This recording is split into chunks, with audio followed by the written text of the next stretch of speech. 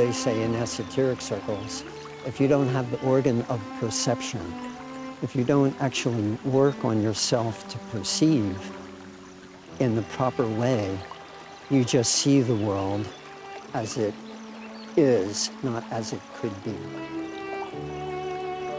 Rudolf Steiner could see the world as it could be, not as it was or as it is even now. He saw the world as it could be, and that's a lonely path. It's a very lonely path. For me, what is unique about the work of Rudolf Steiner, what's inspired my life about it, is that it's not just a tradition. He threw down the glove and said, you have to do something with this.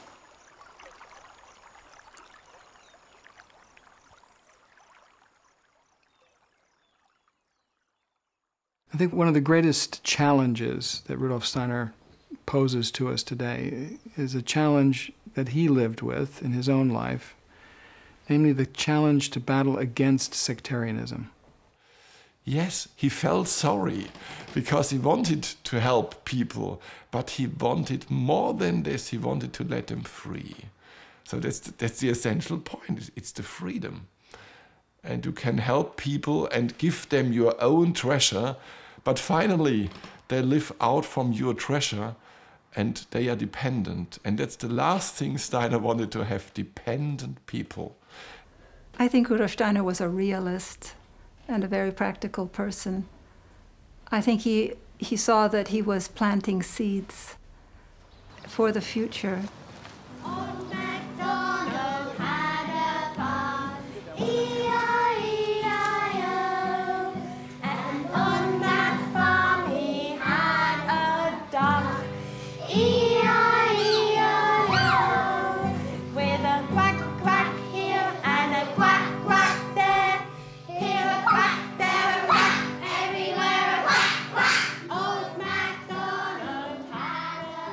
南德文郡鲁道夫史代纳学校1年级班，这里的学生一直到6、7岁才正式学习阅读和书写。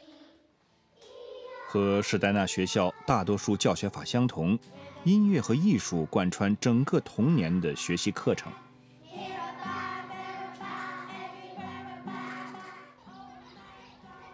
南德文郡学校是英国35所华德福学校之一。1919年，史代纳受位于斯图加特的华德福烟厂老板艾米尔·莫尔特委托，创立了第一所华德福学校，旨在为烟厂员工的孩子提供完备的人生教育。完备指的是注重手、心、脑均衡发展的教育。在7岁上1年级前，儿童的生活重心在游戏、模仿和韵律。星期1上烘焙课，星期3上美术课，星期4户外远足等。老师亲口讲故事，而不是读故事。在史代纳绘制的教育图景中，学童不仅要往上长，学习世界的运作模式，同时也要往下长，将他们过去几世独特的生命历程活出来。这需要时间，需要时间来建立坚强稳固的基础，不但使每一个孩子有能力面对真实的世界，也可以发展个性的力量，进而改变世界。这些9岁的孩子不只学习耕作，还实地下田，作为主课的一部分。主课是一门特别的科目，它是每星期早上的第1堂课，每堂2小时，连续上3到4周。这个年龄的孩子，多数开始对世界产生新的好奇，同时也开始感受到与世界的某种分离。现在，他们开始学习科学、数学课，学习分数概念。Still waiting for silence. Now, who remembers which are those potatoes from the ones we planted? Are they early Only early? Lily? First early. First early, thank you. Who can show me blight in this potato? Lily, show something to me.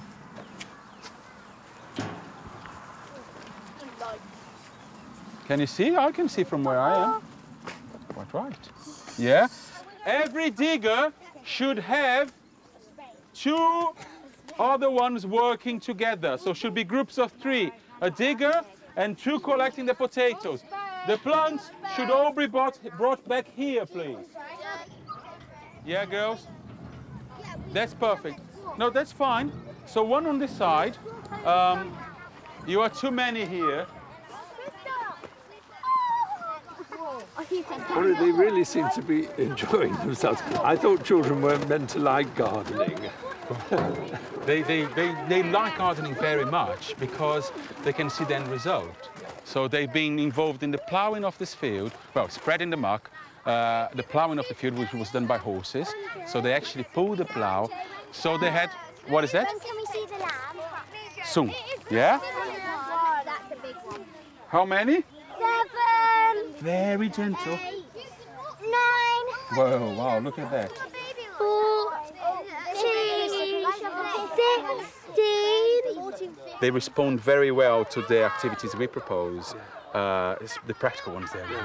Yes, let's do it. And there's a real enthusiasm that comes from them. Where are you from? I'm from Brazil. Brazil. I'm from Brazil, yeah. So there are Waldorf schools in Brazil too. There are Waldorf schools in Brazil, Yeah. but I wasn't connected to schools there. I was connected to the biodynamic impulse, but not to schools. Yeah, you're doing both. That's right, yeah, sort of bringing them together, really.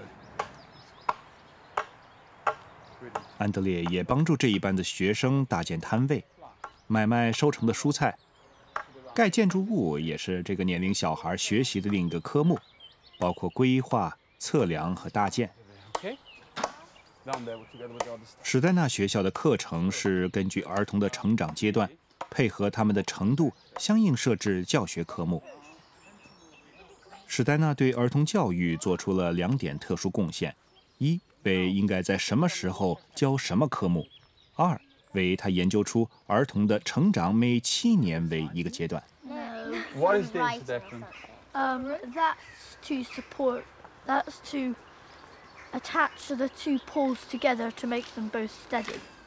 Where we walk to school each day, Indian children used to play, all about our native land, where the shops and houses stand, and the trees were very tall, and there were no streets at all, not a church, not a steeple, only woods and Indian people, only wigwams on the ground, and at night they're prowling round. What a different place today, where we live and work and play. Please have a seat. 杰克·帕特拉什在华德福学校任教了30年，这是他第4次带同一个班级完成8年课程，直到孩子15岁。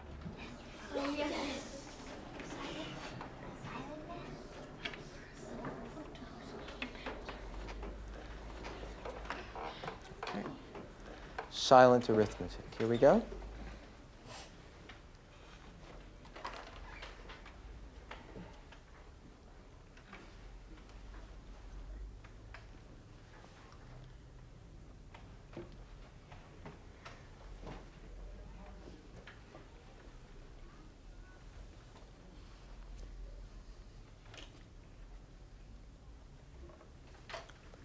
Reverse the digits.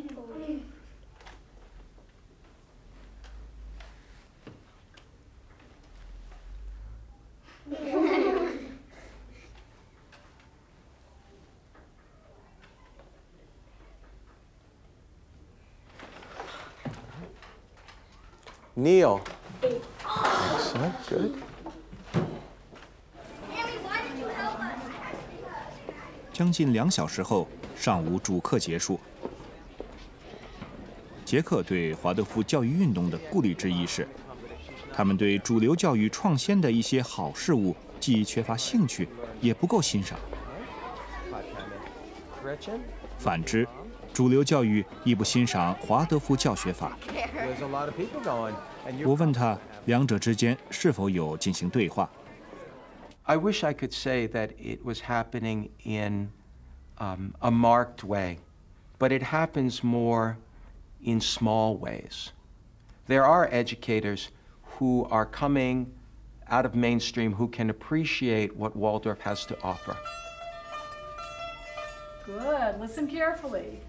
But unfortunately, they're few and far between. And in our climate in America, with No Child Left Behind, and the tremendous pressure on testing that came out of the Bush era and is continued, unfortunately, with President Obama, it's very hard for the ideas that are essential to Waldorf to resonate within the educational community. There's just too much pressure.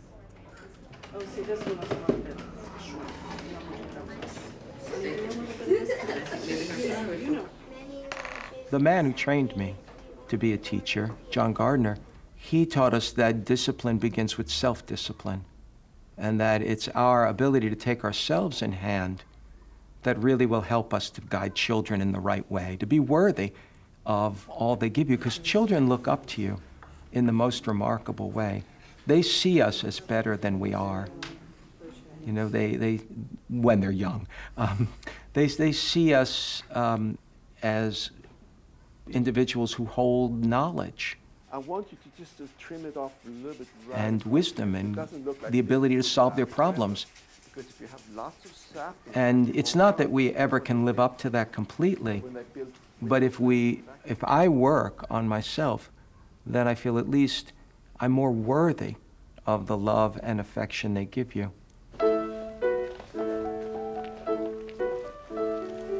I think about the world that the children that we teach and raise will inherit, and how many problems will be in that world. And I think about the kind of thinking that's going to be needed to solve the complex, seemingly insolvable problems that we have in the world with the environment, with our cities, with our prisons, and even in America with our democracy. And I know that the problems aren't going to be solved easily. They're going to require a type of thinking that is new and innovative. And I believe Waldorf kids, and I'm not just saying this to sell Waldorf, but I believe the kind of thinking that's fostered in a Waldorf school allows children to think out of the box.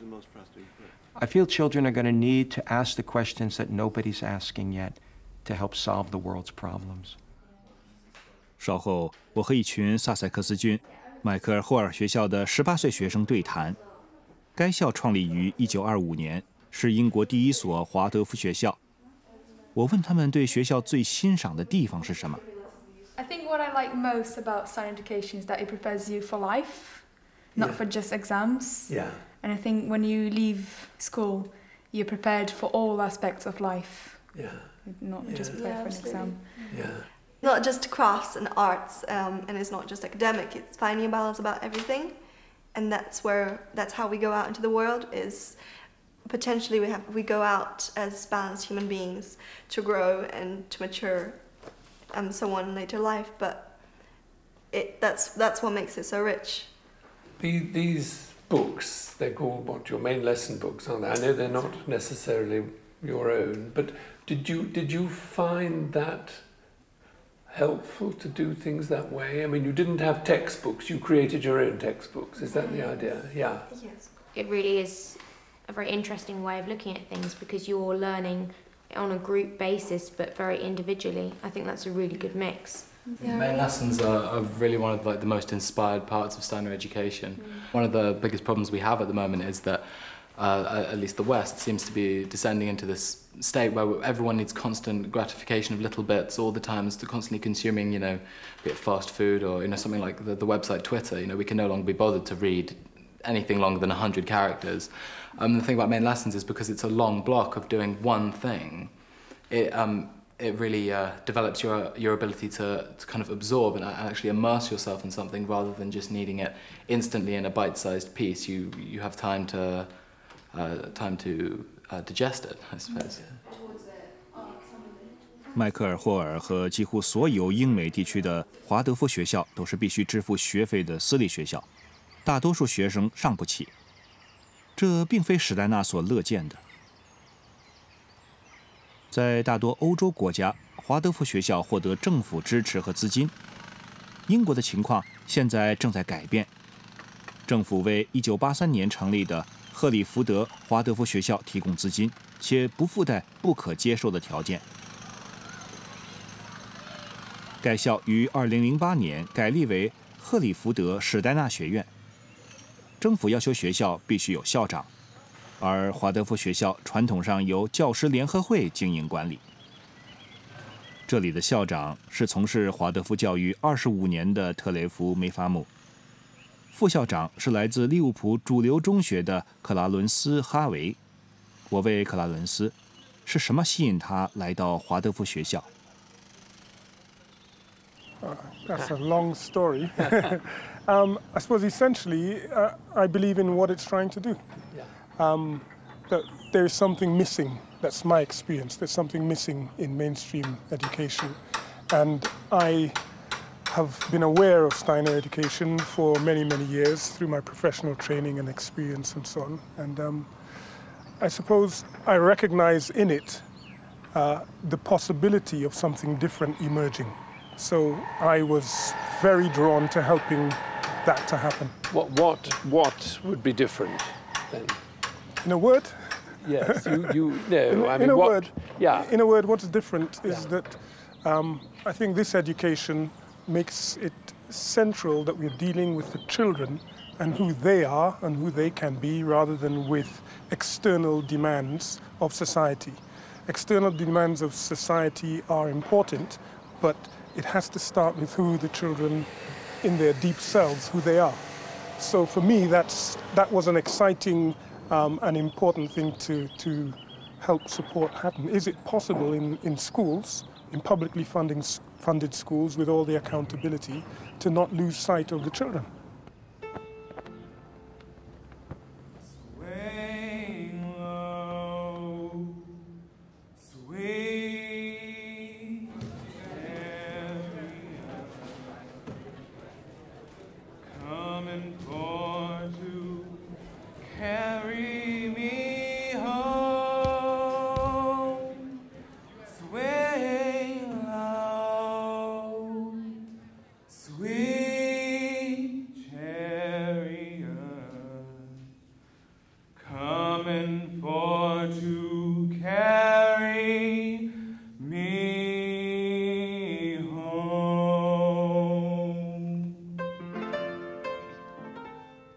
华盛顿卡夫学校位于加州萨克拉门托，为美国近5000所特许学校之一。它和赫里福德史丹纳学院一样为公立学校，不收学费，但独立运作。这所长期垫底的加州学校的校长阿莱格拉·莱桑德里正逐步在校内推动华德福教学法。光在加州就有20间类似的特许学校，采用了史代纳教育理念，为那些付不起学费的学生提供教育。我问阿莱格拉，学生和家长对他的倡议有什么反应？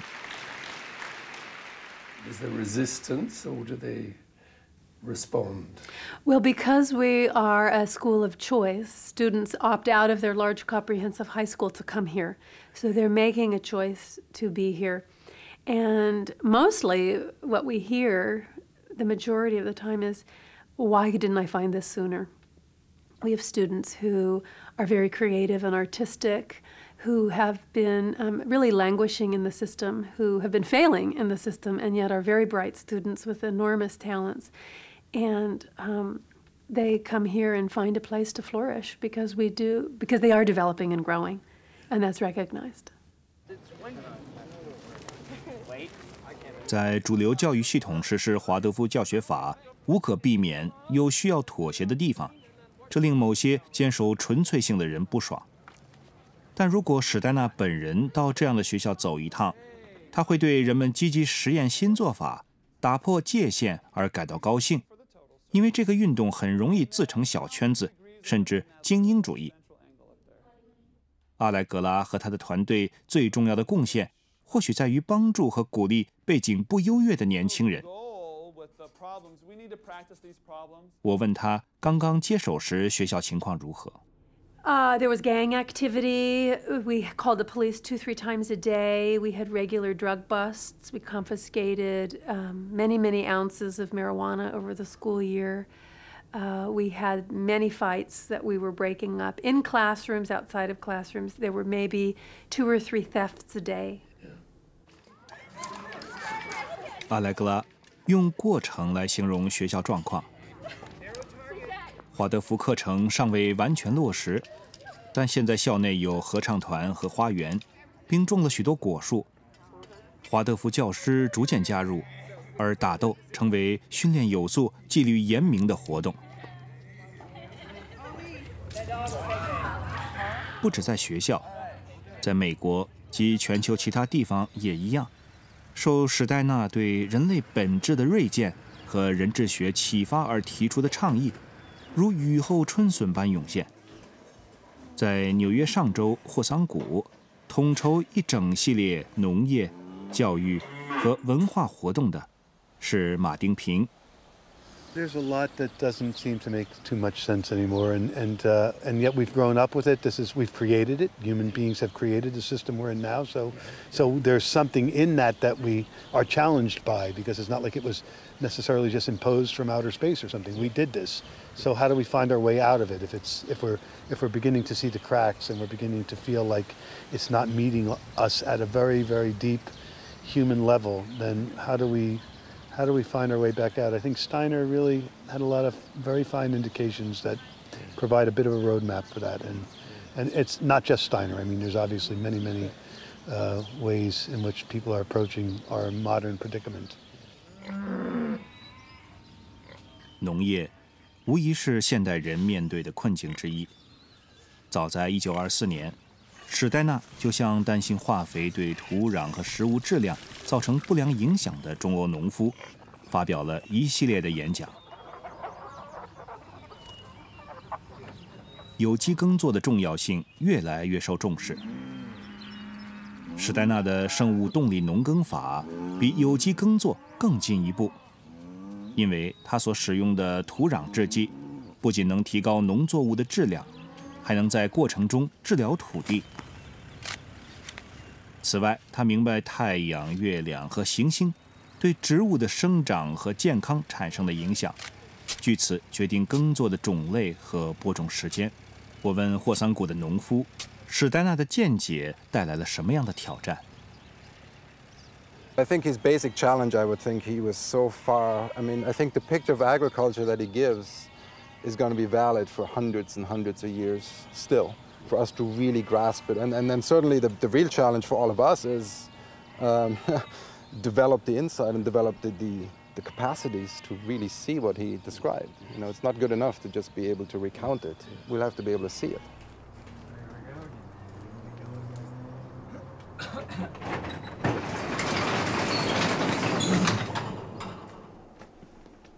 这两个现代炼金师尝试在加州车库发展自己见解和能力。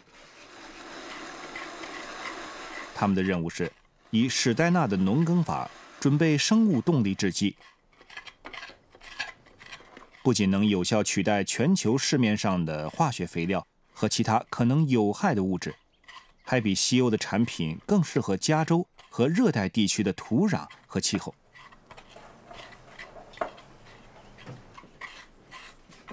我问丹尼斯·克罗采克，史代纳如何运用那些过去我们知道却早已遗忘的知识。 Rudolf Steiner didn't appear just out of the blue. There's an old saying, genius never escapes its age. So he was a genius. And he brought the best elements from the ancient traditions together and synthesize them in a scientific context. That's why his work is called spiritual science. he felt it was really important that the scientific context be recognized by spiritually minded people. Because he grew up at a time in his development when spiritism and Ouija boards and table tapping and seances, that was the way people got access to spirit. And he inherited the mantle of theosophy, and that was part of their lore. And what he said was, no, it has to be made in the same way that we make science. However, on the other side of science is this death rationale force that can't imagine life forces and beings as spiritual beings. That's a whole other dimension, and they're separated now. And so it's necessary to bring those two together in order for science to be redeemed and in order for spiritual work to move into the future rather than just be stuck on what we inherited from the past. It has to move into the future, but the scientific revolution is not random. It's not an anomaly. It's a reality. So it's not going to go away. So the scientific worldview is not going to go away. So we can't just go out and hug trees and talk about fairies and hope that that's going to go somewhere. Even if that's the perception that we have, that has to be grounded in reason. So it's both. It's an inheritance from the past.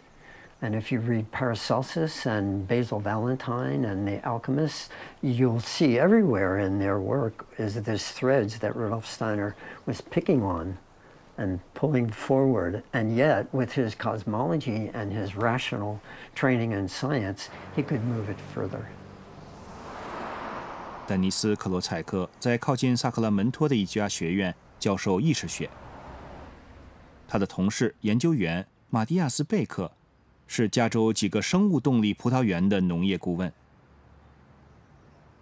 丹尼斯稍早提到制备土地药物时，我问他为什么土地需要药物，让他休养生息，停止喷洒化学品，不就万事大吉了吗 ？No. If we left it alone, it would be very lonely. Because it's our mother, and she says to us all the time, "You haven't called home in a while. You're only using my bank account to live. So you need to love me and nurture me and feed me with medicines because I'm sick from your neglect." 如丹尼斯·克罗采克所言，班奇格家族30多年来一直滋养着这片土地。以生物动力农法酿造的葡萄酒在加州和全球越来越受推崇。和所有生物动力农场相同，他们避免现代常见的单一作物生态，除葡萄外，还养殖其他动植物与香草，帮助调节昆虫数目，达到平衡，从而避免化学人工肥料的使用。他们称这个地方为昆虫饲养所。Basically, it propagates with bugs, then they sort it out. We have some good bugs and some bad bugs, then they slug it out here. And hopefully what we do is we have a balance so that they're in here eating the plants and eating each other instead of going out there and eating the grapevines. Because if we were monocropping, then we put a huge bullseye in the back of that grapevine because the only thing that's green is that grapevine, so every bug is going to fly and eat that. Here, we have a wide expanse, so there's a lot of things on the menu, not just the grapevines. 整个85英亩的土地被施以所有生物动力农人使用的有机制剂。克里斯·班奇格和他的家族自1980年代起即在索诺玛地区耕作。When we first moved out here, we were very much conventional farmers because we didn't know any better. In conventional farming, I kind of call it the spray and pray method. For every disease or every bug, you had a spray out there, and for every lack of nutrients in the vineyard, you had a fertilizer that you put down, chemical one. So we did that. And since this place was left vacant for 50 years, it was in wonderful state. It was a beautiful piece of property. But we slowly killed it with spraying these pesticides. And I remember being a small kid running through here, and it was a verdant garden. And then every year it would die a little bit until eventually, in the mid-'80s, it was a green desert. The only thing that was green were the canopies of the grapevines, nothing else. And the only sound I heard weren't insects, but the wind. It was pretty much a dead place, and the ground was crunchy. It was hard, if not pulverized. And so we had erosion issues. And then, worst of all, the quality of the wine was diminishing. We were really putting scars on this land that we couldn't heal. We realized very quickly we had to do something. And so in the early 90s, my brother had a book on biodynamics that he had toted around his whole life, and the book kind of jumped out at him. At the same time, he met this wonderful guy by the name of Alan York, who was kind of the biodynamic guru out there. And the two got together and formed a great friendship. And we started to, in 1994, started to bring in biodynamic practices here. And it took us about 6 years. But in the year 2000, we were certified, the first winery in the Sonoma-Napa area to be certified by Demeter as a biodynamic winery. And this place changed radically, going from this green desert to this beautiful piece of property that you see here today. It's gorgeous. It's alive on many levels. And people like Matthias then have been advising you, yeah? Oh, Matthias and Alan have been instrumental in us on how to understand this piece of property and unlock the secrets of farming biodynamically. 克里斯和马提亚斯还告诉我，葡萄不喜欢独自生长。我问他们是否所有植物都一样，单一作物是否违反自然？ I personally think it absolutely is. Yeah, and we see that because nature always fills the gaps in terms of where the balance needs. So you'll see disease pressure, funguses, or different insects that come in to kind of help break down that monoculture in a sense. And there's evidence there that shows that nature recognizes it as an imbalance. Chris, you've got this wonderful visitor centre. People come here and look around. And what's the public's reaction to biodynamics? First is wow. I didn't realize all that went on to make a bottle of wine. That's the first thing that they kind of say. And then they go, a lot of them say, well, that's how my grandfather farmed, or that's how my old uncle back in the old land farmed. But there's a lot more to what you're doing than what's called organic agriculture, isn't there? I mean, it brings in this whole element of the planets. I mean, what do people think about that? Well, there is a little element there where people think, whoa, that's crazy. But it's funny because when you explain to them rhythms and things like that, then they get it. But when you just say cow horn and biodynamics, they think, what the heck's a cow horn for?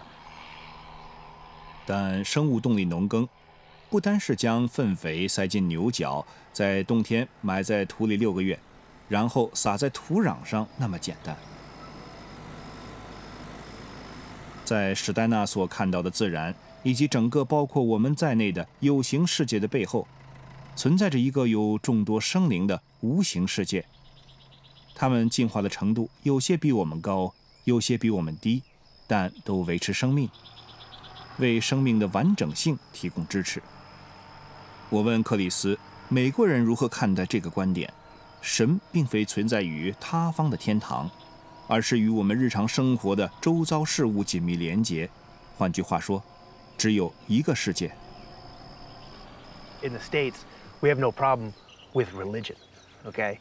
You know, with this God-fearing and the Holy Spirit. But those same people that go to church on Sunday have the hardest time understanding natural spirits, the rhythms of nature that, you know, their God supposedly brings here. They don't see that part of it, these natural systems. So it's very hard for people to, they understand religion, but they're not spiritual in the sense that they don't follow what's happening naturally right underneath their noses. Instead, they want to have a chemical package tell them that this is better than actually following a natural rhythm, which I don't understand, because the beauty is right here.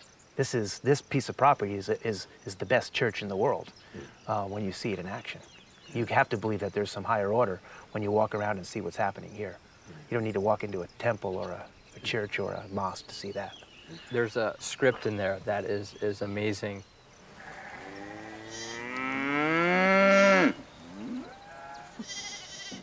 马基亚斯继续说道：“我们的挑战是以一种全新神圣的方式，重新和自然及土地连结。”他认为，在史代纳为农夫提供的农耕知识中，最核心的信息在于，耕耘土地的同时，也必须耕耘自我。这点人人皆适用，不管我们从事什么工作。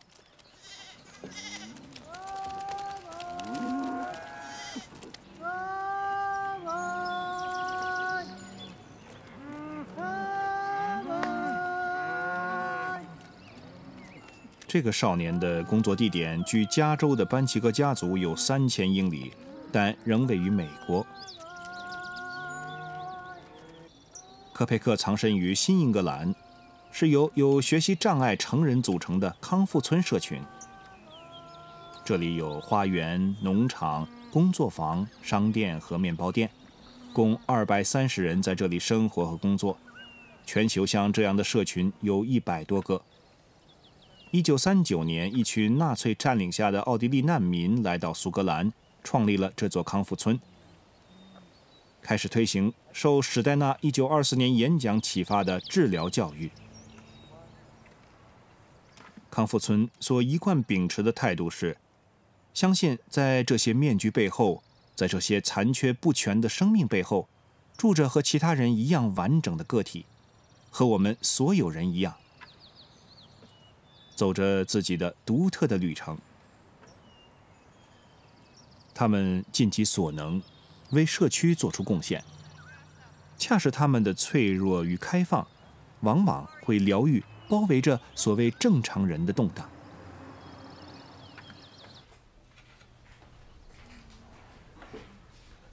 脆弱，但身怀优秀技能和耐性。例如科佩克这个种子营销部门，他们销售公开授粉的种子，这些植物能继续生产种子，有别于大型种子公司销售的杂交种子。它们长大后虽然赏心悦目，却无法繁殖。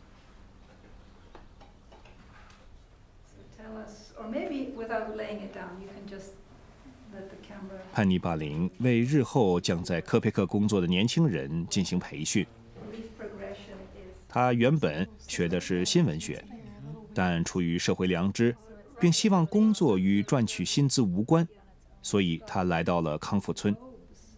我问他，史代纳对这类工作有什么独特贡献？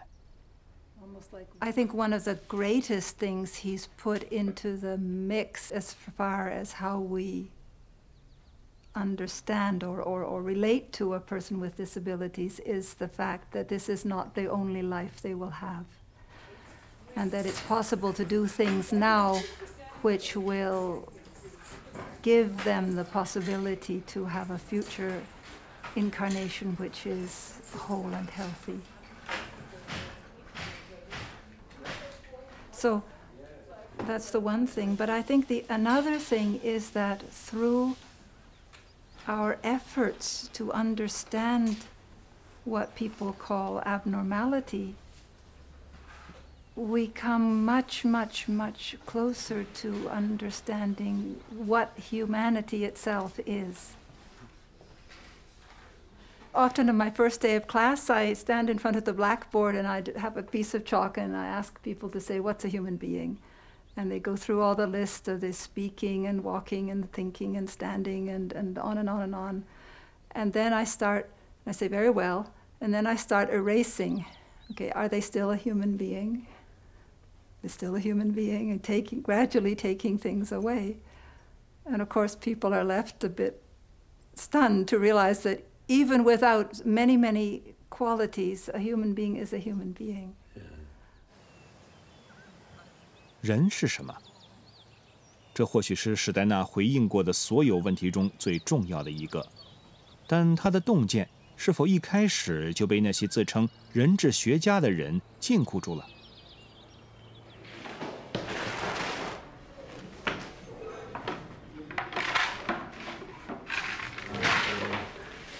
我问面包师乔瑟夫·帕帕斯，像科佩克这类的康复村社群，是不是通常与世隔绝？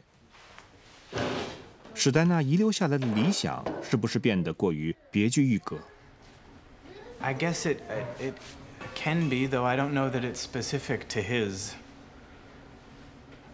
legacy as such. I think that isolation tends to happen with any sort of content that comes into the world. And I certainly would never say it was his intention. But yeah, you know, I can say it seems in the biography of this community that there was a time in the growth of the community that it seemed really important that it more or less separated off a little bit in order to grow and to become strong, and then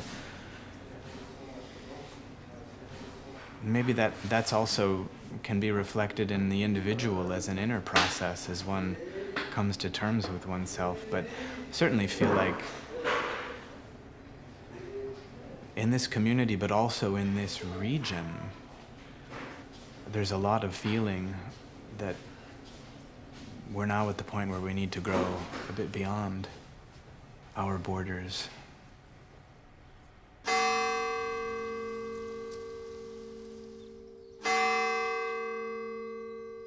I suppose the challenge with Steiner is to find ways of bringing what I think is his remarkable contribution more into mainstream life. He's very largely neglected in academic circles, and I can understand the reasons for that, but I still think he's a very interesting and important thinker, and I'd like to find ways in which he could be brought more into academic study. I'd also like to see ways in which his practical initiatives can become integrated into the ordinary fabric of society more than they have been. 史黛纳确实试图促进全世界，特别是西方世界，对灵魂转世和因果缘分的承认与了解。在这方面，他说：“我们是过去的奴隶，未来的主人。”我个人认为这是个有益的挑战。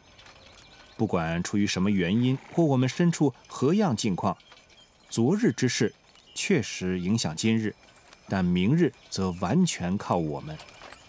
拉斯金米尔位于格洛斯特郡，是一所秉持着史黛纳理念办学的住宿学校。他们招收年纪在16至25岁间，因某些原因被教育制度遗漏的年轻人。以现代术语来说，就是患有学习障碍的学生。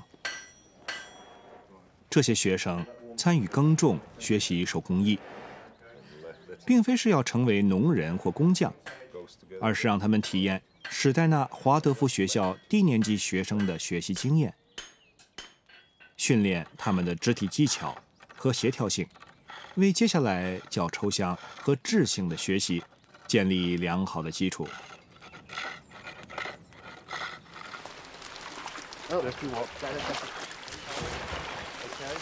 因此，在拉斯金米尔，教学手段力图重现许多学生错过的初期生长阶段，并重建成年人以身作则的环境。We don't throw it too close to there because smaller fish might swim down there.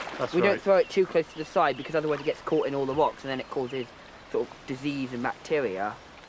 Ross, if there's any problems, you can just hold the horses, can't you? Yeah. Hold fast. Come on. 更重要的是，他们试着帮助年轻学生往前走，不论过去遇到什么困难，现在掌控方向，成为自己未来的主人。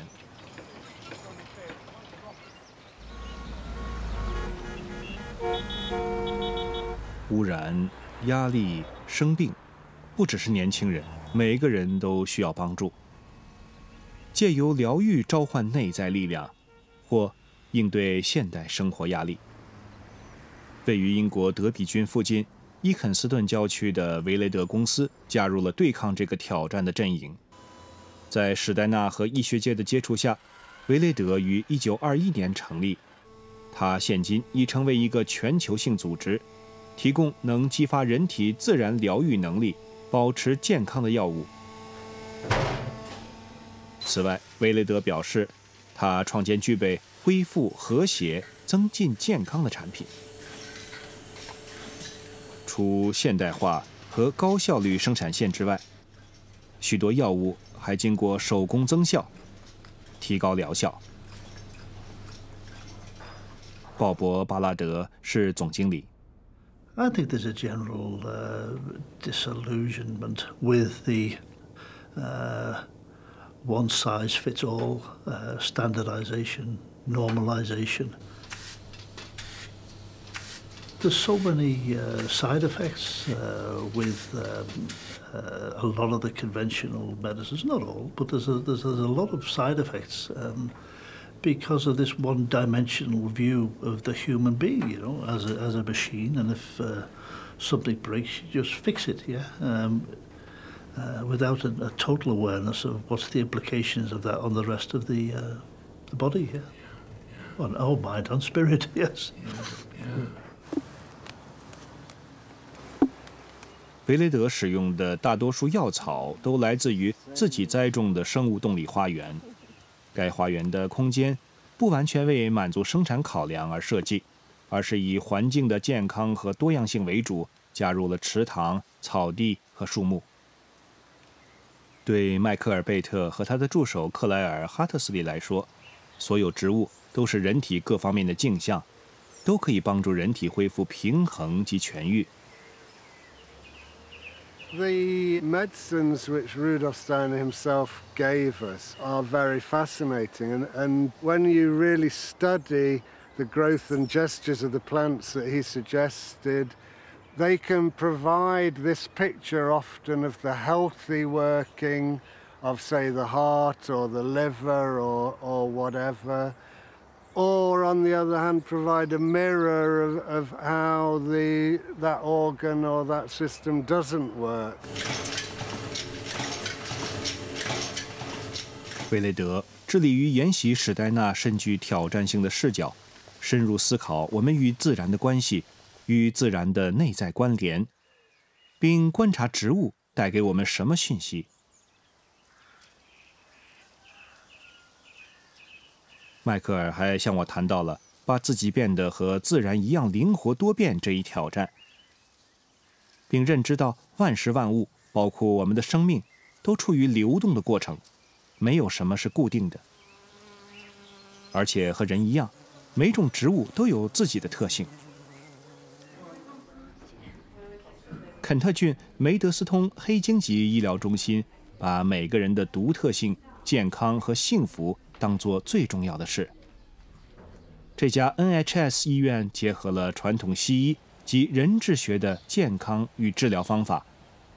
此外，它提供各种疗法，包括音语舞、人生辅导、韵律按摩和艺术。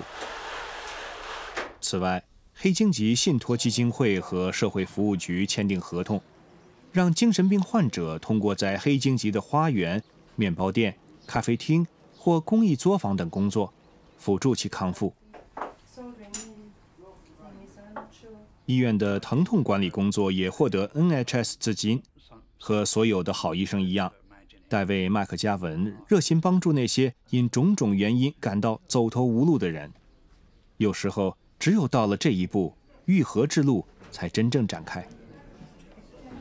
And that's what we have to do, and that's what is such fun doing, because the human being is so resourceful. There is so much talent there. People come in feeling that they are so shallow. They come in feeling that they are nobody because of the way they've been treated, because of the way they've been reduced, because they have nothing now in terms of income. They've lost their car, they're on benefits. They feel they're that big. They've no idea, until they start working, of the depths of their humanity. Others see it. Those who love them see it. But they've lost the sense of that. 瑞士歌德大殿的人智学学会总部是年度国际人智学医学会议的举办地点。大卫·麦克加文是演讲人之一。The latest plan, because we have plans every 2 or 3 years, is that the money will now go to doctors, and we will have all the money. We We have chosen patients who are not just difficult, but difficult to treat. And so we all fight with each other because we all know best. But with these patients, they are so difficult. We all needed each other. And if you have a big problem and you don't know what to do, they become very interested in you. And I think our medicine is one of the very few, if not the only medicine, that can take patients into independence because we recognize the presence of the ego.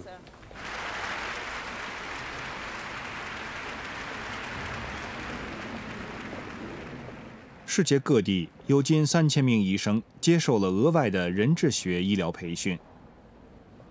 此外，越来越多的医院和诊所提供根据鲁道夫·史代纳的指导发展而来的疗法。乌苏拉·弗拉泰斯在家乡德国取得医生资格，但是在瑞典工作了30年。他是位于雅纳的维达诊所的共同创始人之一。我问他，史代纳对医学最重要的贡献是什么 ？It's very much. Maybe the most important thing is that you need to integrate every illness into the biography of a human being.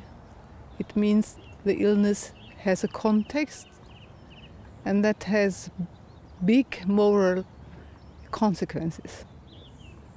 You have to treat everybody individually. You have to listen to everybody. You have to find out what is the possibility in this situation for the individual patient. Maybe this is the strongest thing that inspired me most and really deeply changed my relationship to the patients and my decision making. So each person has a story in a way, that's what you're saying? Yes, yeah? Yes, and the story is sometimes a secret story even for the patient. So when you get ill, something is like a secret. There's something in it that we both have to find out. 迈克尔·埃文斯是来自英格兰的全科医生，他定期在英国、印度和菲律宾为医生举办人质学医学课程。I think what's unique about Steiner's contribution is that, on the one hand, he fully recognized what conventional medicine was offering as a detailed knowledge of the physical body, but made it very clear and almost challenged doctors to think beyond the box and to be aware that the human being has life forces, has a soul, has a spiritual identity, and that all that is part of being human, and really all that is involved in the process of becoming ill and potentially can be mobilized in the healing process. 卡里娜·泽勒来自阿根廷，在智利当医生。I was always very interested in spirituality, and I had the experience both the science and the spirituality are truth. And both are truth, but I can't find the bridge. And there has to be a bridge. Science and spirituality. Yeah, because I was always very interested in science too. And I was searching, looking for the bridge, and I couldn't find it. And I read a book of Rudolf Steiner in Ita Wegmann, and I said, here is the bridge that I'm looking for. Are you optimistic about the future and medicine? One of the things that people have said about anthroposophic medicine is that it's the medicine for tomorrow. I suspect it's the medicine for the day after tomorrow. So it needs really the long view. So I'm optimistic in the long view. Not quite so optimistic in the short term. Do you see an element of tragedy in Steiner's life? The fact that he did die quite early? Yes. Certainly, I think the whole life is, from one point of view, it's a tragedy. I think he was suffering a very lot. Because? Because I think his insights were so far-reaching that he didn't meet enough people to understand quick enough. But from another point of view, you can say love is always a tragedy. You come with something really new. It was really an impulse of love, I think, so it must fail in a way.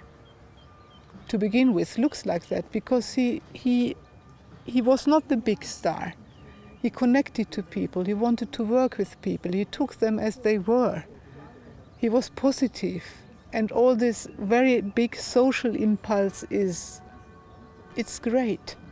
Maybe it's a little bit more slow for him, but we all are invited to this, and that is not a tragedy.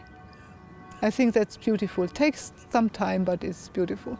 That he chose that. He could have gone to the mountains and wrote a lot of wonderful books, but he chose to work together with people. And it's very great. I don't know anything else that is so practical, that really tries to create a culture from spiritual insights, not only having them, but doing something. But things are going much slower than one would wish. Even in me, I'm too slow, I'm too lazy.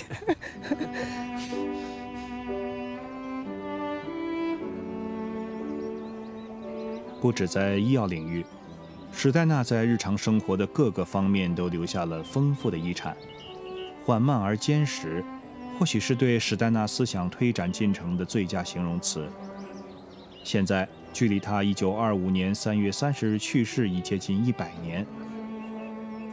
他在世时经常提及死亡，特别是我们这些在世之人与那些物质身体已不存在的人之间持续的连结。只要我们能感受到那些我们曾经认识、挚爱的人，他们便能继续帮助我们、启发我们，而我们可以向他们沟通那些只有此刻此地才能习得的知识和经验。